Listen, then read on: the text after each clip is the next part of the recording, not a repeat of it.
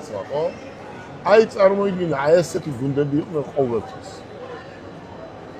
რა არის ბიზნესი? ბიზნეს უნდა კახა ხელი შეწყობა. თუ ბიზნეს ხელი არ შეუწყო და ჩაუსაფრთხი, შენ ბიზნესი არიცი და შემთხვევით მოხვდი იმ სკამზე. შემთხვევით უბრალოდ მოხვდი იმ სკამზე. განათლება შენ არ გაქვს, პრაქტიკა შენ არ გაქვს, სინდისი შენ არ გაქვს, ნამუსი შენ არ გაქვს, მაგრამ მოხვდი იმ სკამზე. და იმ წუთიდან ფიქრობ ბარკალაია, ან ბარკალაიას ნაირი ტიპები რეალურად ვინც მუშაობენ, გაჩაგრო. და ამ ჩაგვრაში შენ იყენებ აი იმ სკამს. სკამის იქით არაფერი არ ახარ.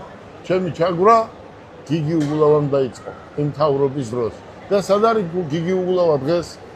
სკამი როგორც აართვეს, გიგი უგულავა და გაფარჩაგდა, ხო? და გაქცეულია ტიპი.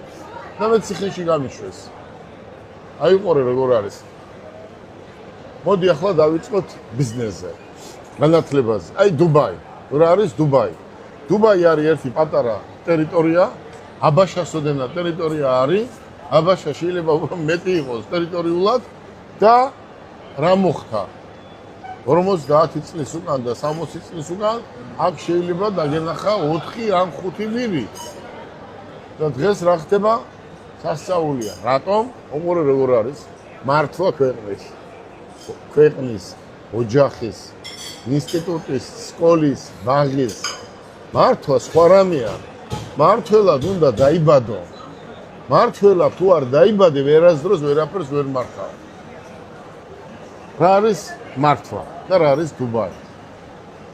დუბაის ღევანდელი შეიხის მამა თევზს ყიდიდა, ნავით დადიოდა და თევზს ყიდიდა.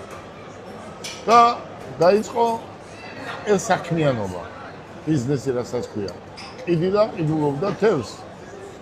მერე პატრონად გაიჩინა ინგლისელები და პატრონად გაიჩინა ამერიკელები. ამათან გააფორმა 100 წლიანი 99 წელი, საერთოდ ესე იწერება, 99 წლიანი ხელშეკრულება გააკეთა. აქ რაც კეთდება, 20-30% მიდის იმ ქვეყნებში, მაგრამ ძირითადად ბრიტანელები მართავენ და ამერიკელები.